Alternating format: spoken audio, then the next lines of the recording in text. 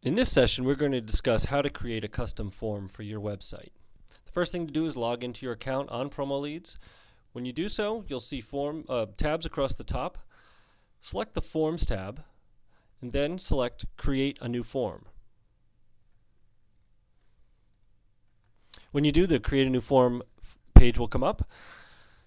The first thing you'll notice here is a place where you can name your form. In this case, we've called it the Acme Widget Form. Next, you'll see a section with the PromoLeads pledge, and you may choose to either include the pledge on your page or not. It's up to you. Below that are a series of default fields that will always appear in the form, such as name, company, phone, alternate phone, address, city, state, zip, country, and email. Notice that the email selection box is always clicked off as required. The end user must put in an email address or the form won't go through.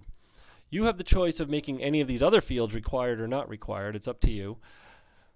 And you can just click them on or off right here to do that. Next are a series of custom fields, and this is where we create the different questions we want to ask this customer. The first question we'll ask is, how many widgets do you need? And we're going to make this what we call a single line text, and that is shown right here, and basically that'll be in a box where the customer will type a number. As you'll see, we could make things other types of fields, like a multi-line text box, which makes it wide or a little bit deeper, where they can choose from a menu as a drop-down menu, choose one from a list, also called radio buttons, or choose multiple from a list or checkboxes. Again, in this case, we'll leave it a single line text. The next question we're going to ask is, are these for an event? And in this case, we want to make this choose one from a list. It's going to be a yes or a no answer. So we leave it choose one from a list. And in here, we select the choices. We could say yes, no, and if we wanted to make a third choice, we could. And we'll do that, maybe. Again, you can do anything you want with these.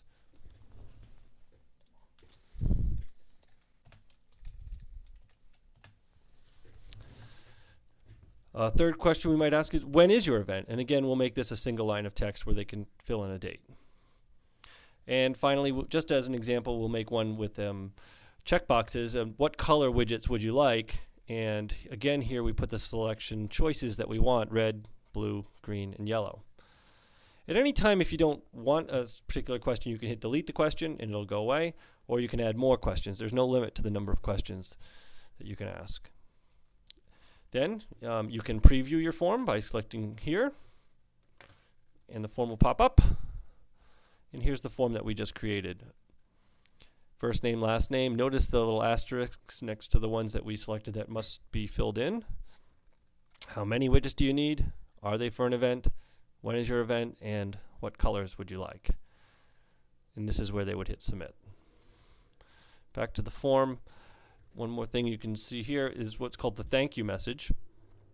And this is text that will appear once the end user fills in the request on the next page. And you can say, thank you for your request. The tracking code is code that you can place in to track your advertising expenditures, to know whether or not you've converted to create a lead from an ad. And we'll go into that in another lesson.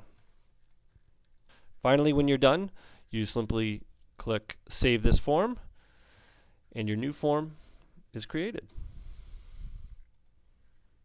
Your shiny new form has been created. Again, under the Forms tab, you'll see the Acme Widget form. You can click on any of your forms at any time to edit them. Here's the form. It's shown in preview. You can edit the form. You can delete the form. And when you finally have it the way you like, what you do is you click here, Get HTML code for this form, and then you select in the box, right-click, and click Copy, and that is the code that you need to then put on your website. Down here, you can also find a link to this form if you prefer to do it that way. Of course, embedding the form on your website with the HTML code is the preferred method.